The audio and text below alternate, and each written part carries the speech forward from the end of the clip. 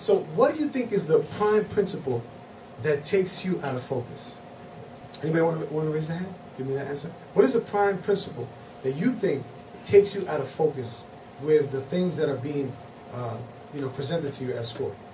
Anybody? It's going to be a tough candidate to say. Lack of desire. Lack of desire. Okay. Anybody else?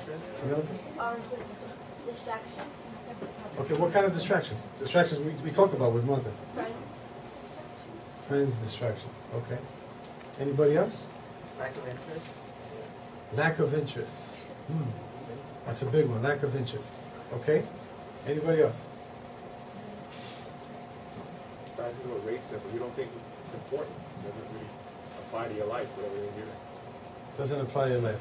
So all those are very vital, very important distractions, right? That take us off course. But then again, what is our deep purpose inside of us when we, let's say, when we enter, do we come prepared? That's the question I want to take. Do we come prepared when we go to school? Do we come prepared when we go to work? Do we come prepared when we go to Bible study? Do we come prepared when we go to church? You see, what's important is that we have to realize that is less of us and more of God. So we have more of God in our lives, we have more understanding, right? So the source of it all is God, is Jesus Christ. Second is all about keeping your eyes on the prize. There's a reward.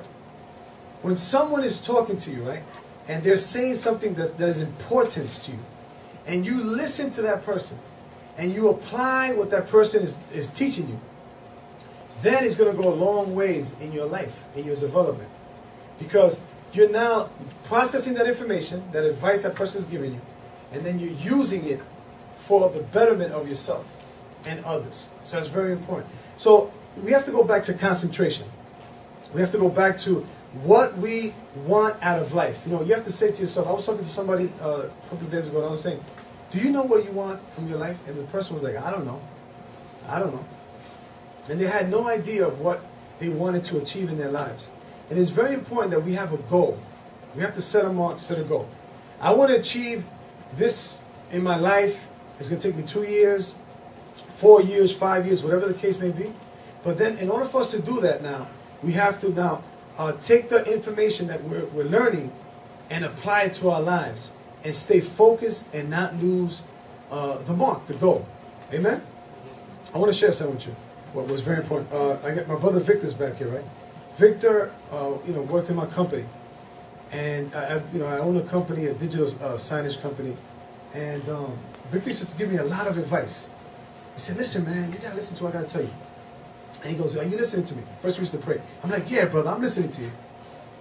And then he used to share all this, wisdom to me, all this knowledge. And my mind was, as he was talking to me, I was thinking of other stuff. I was thinking about, okay, I need to pay the rent to the office. I need to pay my employees. I need to pay all the other bills that I have before me. But I wasn't concentrating onto what he was saying to me. And he was giving me sound advice, sound instruction, so that I can apply it to my business, so that my business can grow. But what happened? Those distractions, as you guys mentioned, not knowing what you want. Penelope said friends. Ranier said interest, right? Lack of interest. Those things play a role in our lives, right? That take us off the course, off the mark. But if I were to listen to my brother and take his advice on things, then my business would have been more successful. So we have to learn that even with this story, this illustration of Martha, that she was so busy attending to the things that were in reality was not important at the time. And what was important at the time was the relationship that she had to have with Christ, that to serve him, that at the time that Christ was going to be crucified. And she was at the time with the Lord there giving service to him, right? And her eyes were focused on the Lord.